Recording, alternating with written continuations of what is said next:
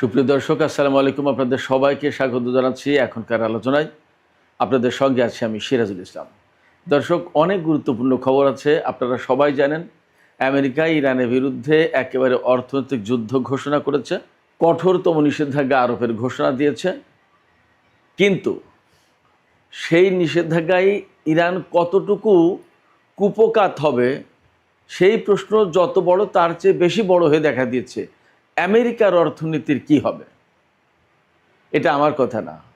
CNN বলছে Donald ট্রাম্পের যে তত্ত্ব, এই তত্ত্ব এখন আন্তর্জাতিক অঙ্গনে কঠিন চ্যালেঞ্জের মুখে, পরীক্ষার মুখে। Number one.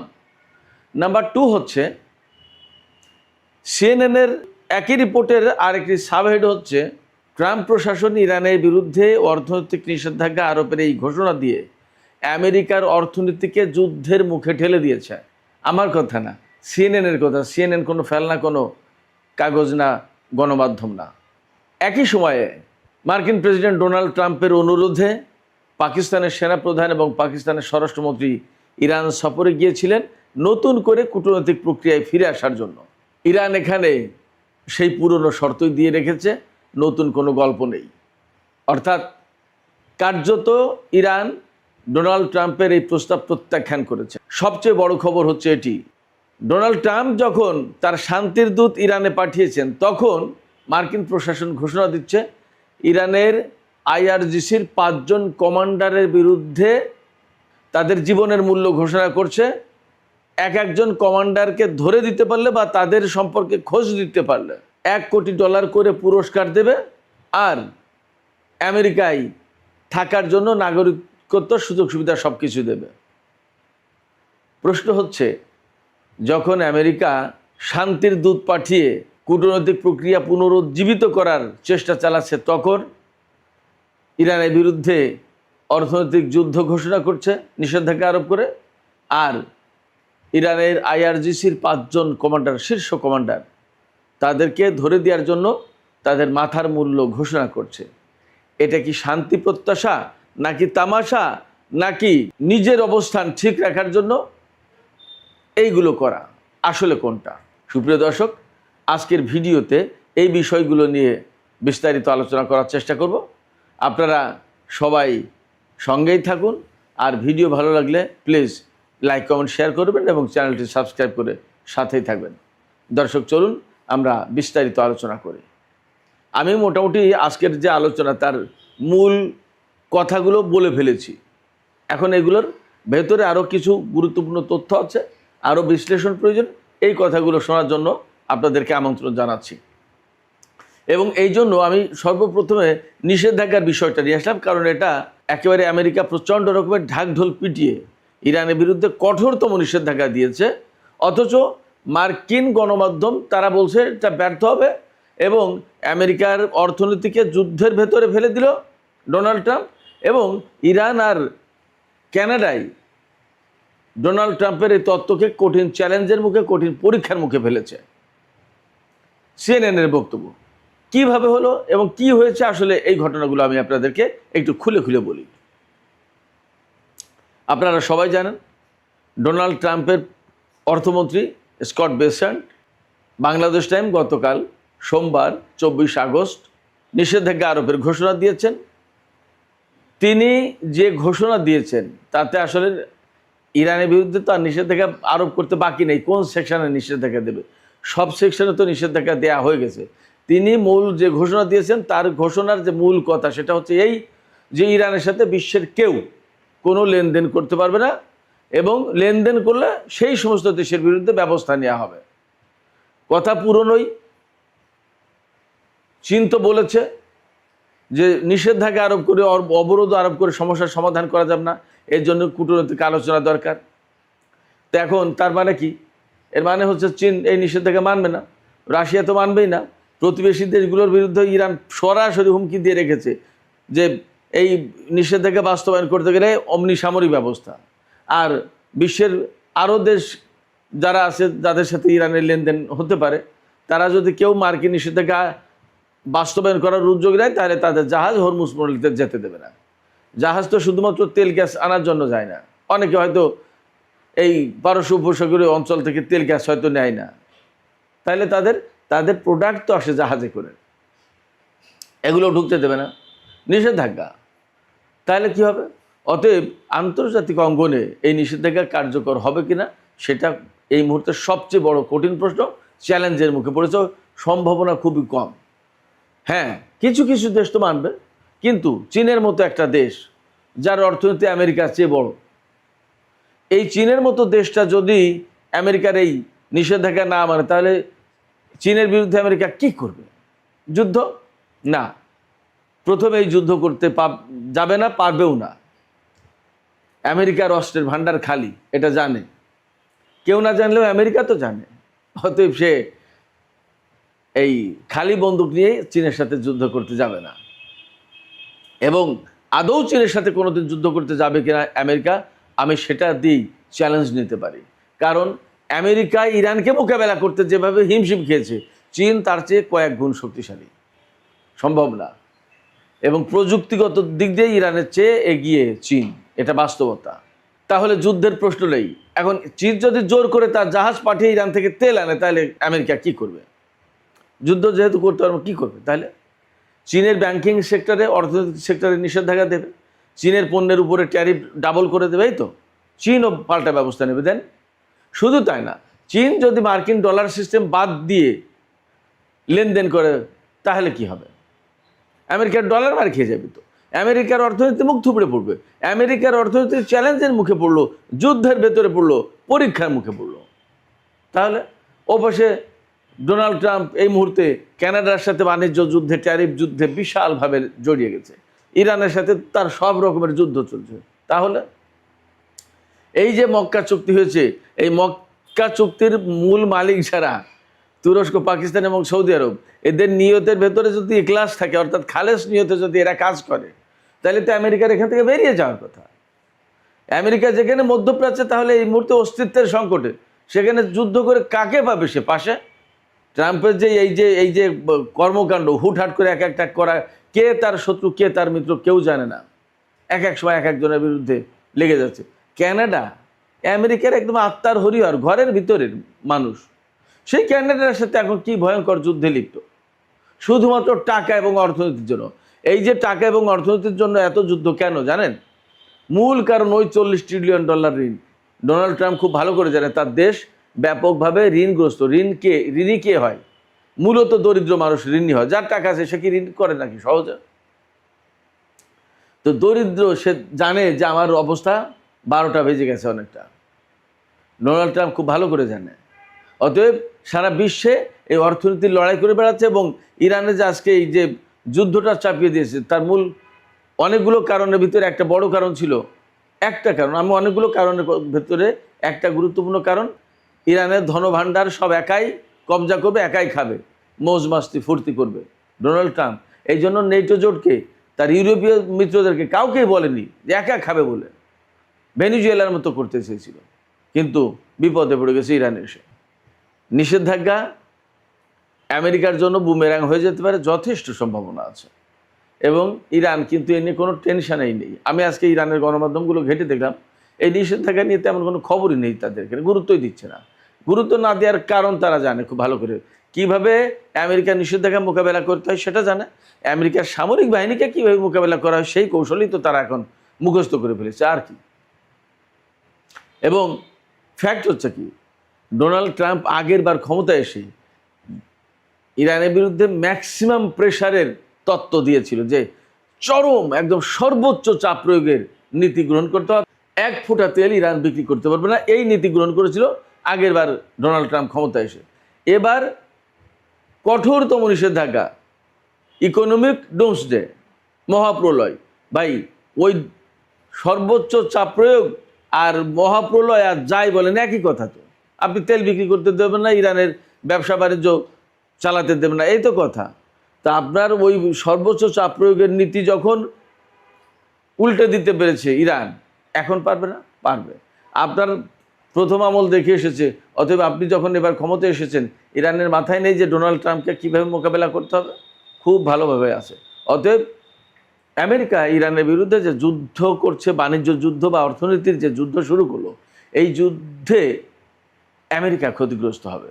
এবং এই ব্যাপারে আমেরিকার একজন খ্যাতিমান সাংবাদিক, ফক্স নিউজের সাংবাদিক, এই মুহূর্তে নামটা মনে পড়ছে না, বারবার আমি নামটা বলি, এই মুহূর্তে কেন যেন নামটা মনে আসছে না, তিনি বলেছেন যে সুয়েজ খালকে কেন্দ্র করে যখন ব্রিটেনের সাথে মিশরের দ্বন্দ্ব হয়েছিল, সেই ঘটনার পরে ব্রিটেনের রাজত্ব শেষ, আর ইরান যুদ্ধকে কেন্দ্র করে আমেরিকার রাজত্ব শেষ হবে বিশ্বে, এবং তাই হতে যাচ্ছে।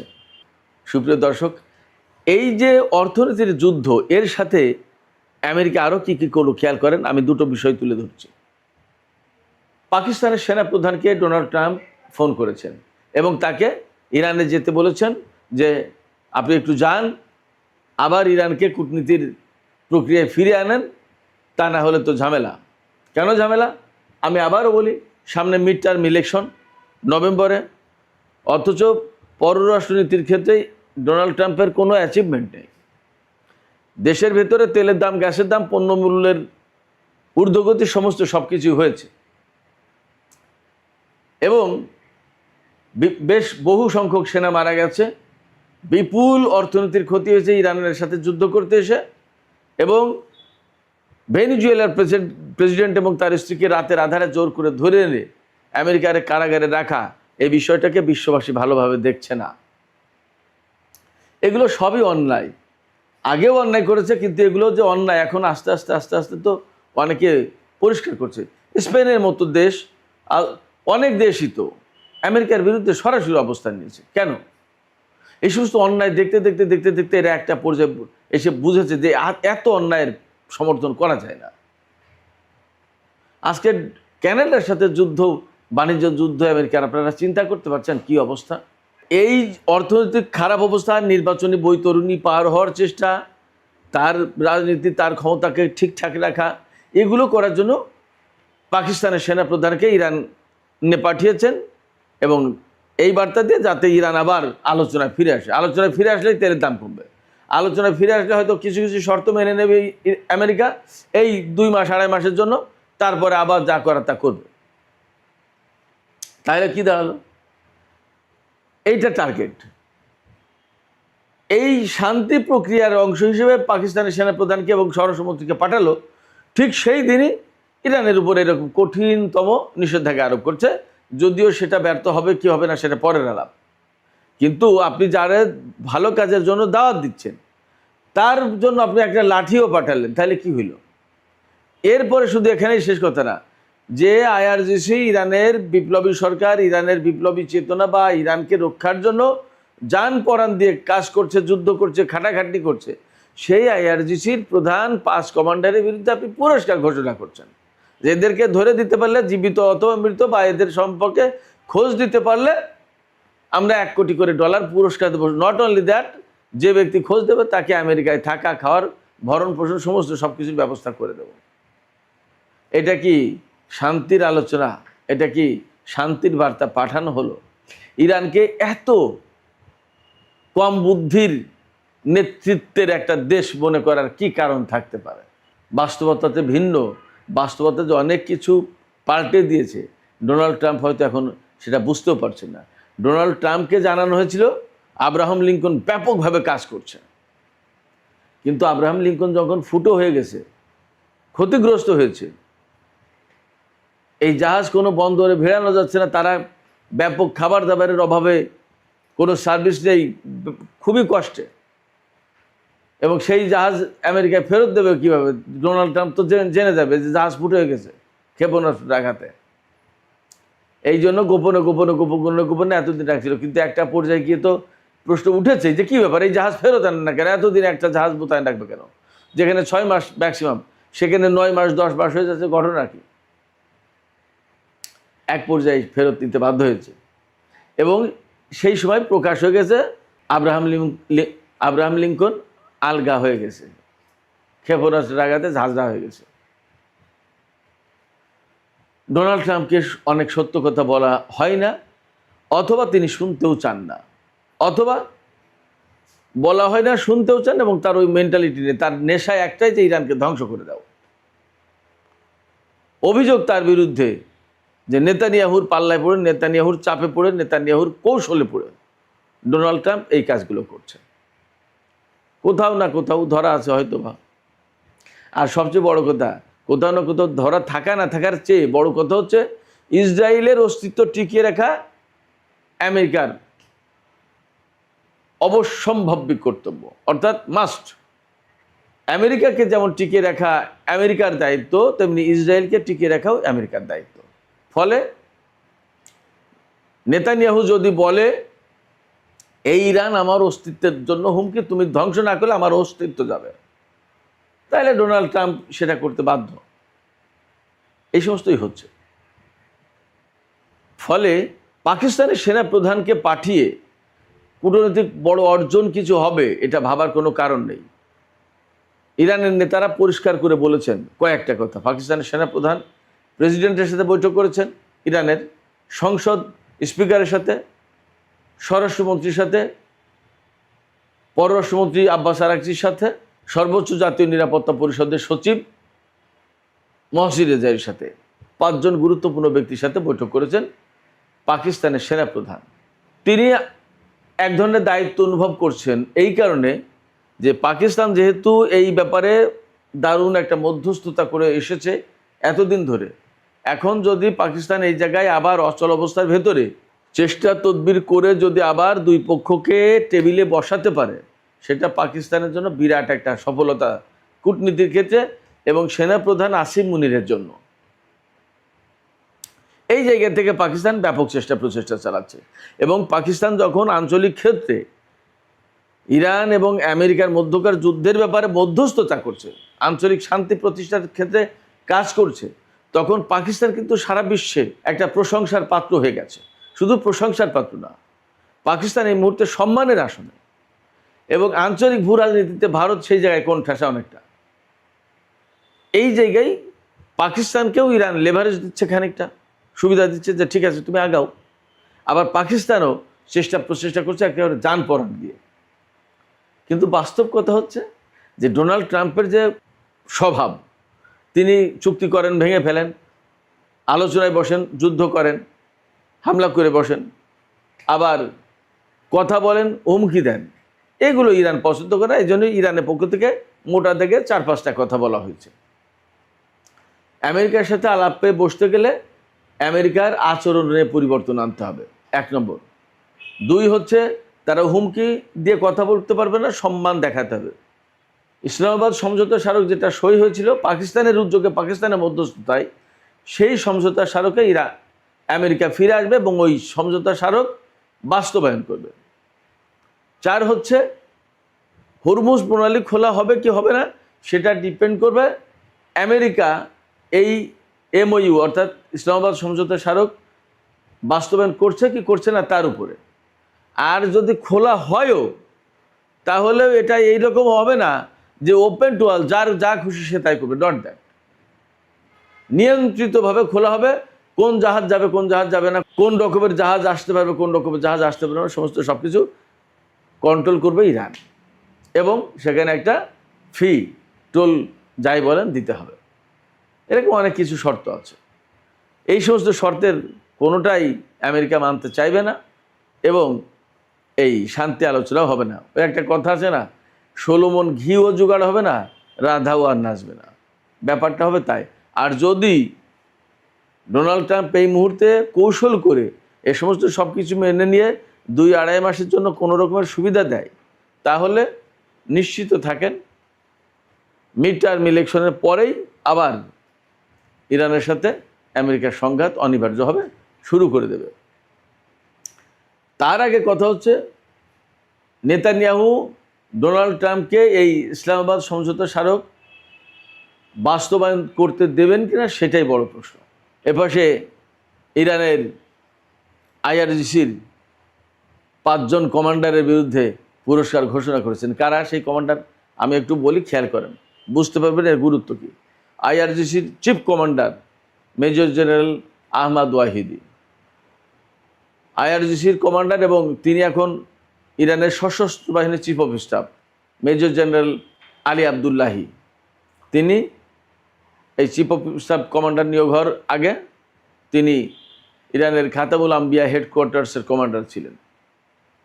তারপরে সাইদ অগাজানি, তিনি হচ্ছেন আইআরজিসির অ্যারোস্পেস ডিভিশনের ড্রোন ইউনিটের কমান্ডার, খুবই গুরুত্বপূর্ণ। 4 নম্বরে হামিদুর রেজা লস্কারিয়ান, তিনি হচ্ছেন আইআরজিসির সাইবার ইলেকট্রনিক্স কমান্ডের প্রধান। আর মাজিদ খাদেমি, তিনি হচ্ছেন গোয়েন্দা প্রধান। এই 5 জনের বিরুদ্ধে পুরস্কার ঘোষণা করেছে আমেরিকা। 5 জনকে ধরে দিতে পারলে, জীবিত অথবা মৃত, অথবা তাদের খোঁজ দিতে পারলে $1 কোটি করে পুরস্কার দেওয়া হবে। দেখা যাক তাদের খোঁজ দিতে পারেন, তারা তো লুকিয়ে নেই, তাদের কেউ খোঁজ দিতে পারে কিনা, এবং দিলে তাদের বিরুদ্ধে কী ব্যবস্থা নিতে পারে। হ্যাঁ, তাদের বিরুদ্ধে যদি হামলা চালায়, তাদের উপর হামলা চালায়, তাহলে আবার যুদ্ধ, এবং ইরান তার জন্য প্রস্তুত আছে। অতএব ডোনাল্ড ট্রাম্প যেদিকে যেতে চাইবে, ইরান সেই দিকেই যাবে। সুপ্রিয় দর্শক, আজকের আলোচনা এখানে শেষ করতে চাইছি। আলোচনা শেষের আগে আপনাদের কাছে আপনাদের মতামত জানতে চাই। আমেরিকা যে নিষেধাজ্ঞা আরোপ করলো, সেটা কতটা কার্যকর হবে বলে আপনাদের মনে হচ্ছে? আর ইরানের যে 5 জন কমান্ডারকে তাদের খোঁজ দিতে পারলে, জীবিত অথবা মৃত ধরে দিতে পারলে $1 কোটি করে পুরস্কার দেবে, এটার মানে কি দাঁড়ায়? ইরান এই বার্তাকে কিভাবে গ্রহণ করবে? আপনাদের মতামত জানিয়ে কমেন্টে লিখতে পারেন। আর ভিডিও ভালো লাগলে লাইক, কমেন্ট, শেয়ার করবেন এবং চ্যানেলটি সাবস্ক্রাইব করে সাথেই থাকবেন। দর্শক, এখনকার আলোচনা এখানে শেষ করছি। আপনারা সবাই অনেক অনেক ভালো থাকুন। আল্লাহ হাফেজ।